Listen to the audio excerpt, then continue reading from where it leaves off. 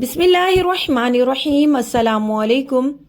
آج کی ویڈیو بھی بہت خاص ہے، ویڈیو کو اینڈ تک لازمی دیکھیے گا۔ اگر چینل پہ نئے ہیں تو میری ریکویسٹ ہے کہ پلیز میرے چینل کو بھی سبسکرائب کر کے بیل نوٹیفیکیشن کو بھی آل پہ سیٹ کر دیں تاکہ مزید ویڈیوز بھی آپ تک پہنچتی رہیں۔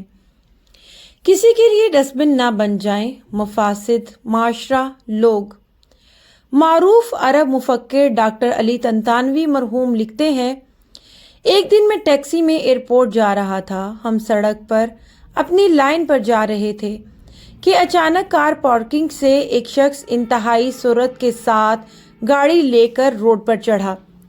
قریب تھا کہ ان کی گاڑی ہماری ٹیکسی سے ٹکرائے، لیکن ٹیکسی ڈرائیور نے لمحوں میں بریک لگائی اور ہم کسی بڑے حادثے سے بچ گئے۔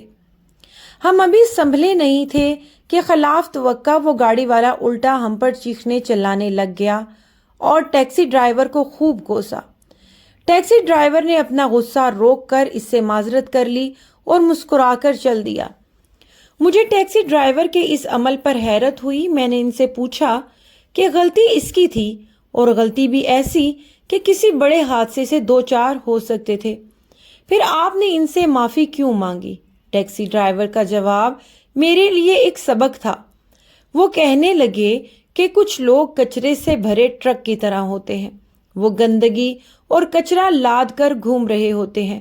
وہ غصہ، مایوسی، ناکامی اور طرح طرح کے داخلی مسائل سے بھرے پڑے رہتے ہیں۔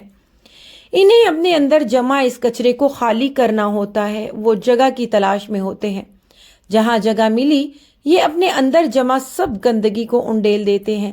لہٰذا ہم ان کے لیے ڈسٹ بن اور کچرا دان کیوں بنے؟ اس قبیل کے کسی فرد سے زندگی میں کبھی واسطہ پڑ جائے تو ان کے منہ نہ لگیں، بلکہ مسکرا کر گزر جائیں اور اللہ تعالیٰ سے ان کی ہدایت کے لیے دعا مانگے۔ اللہ تعالیٰ سے میری دعا ہے کہ اللہ تعالیٰ کبھی بھی ہمیں کچرے کا ڈھیر اور ڈسٹ بن نہ بنائے۔ اللہ تعالیٰ ہمیں درد گزر کرنے والا بنائے۔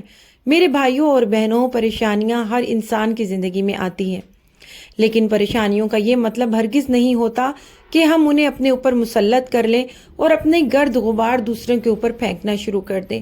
امید کرتی ہوں آپ کو میرا یہ پیغام اچھا لگا ہوگا۔ اگر ویڈیو پسند آتی ہے تو پلیز میرا ساتھ دیجیے۔ چینل کے ساتھ جڑے رہنے کے لیے چینل کو سبسکرائب کرنا ہرگز نہ بھولیں۔ ملوں گی ایک اور نئے ٹاپک کے ساتھ، تب تک کے لیے خدا حافظ۔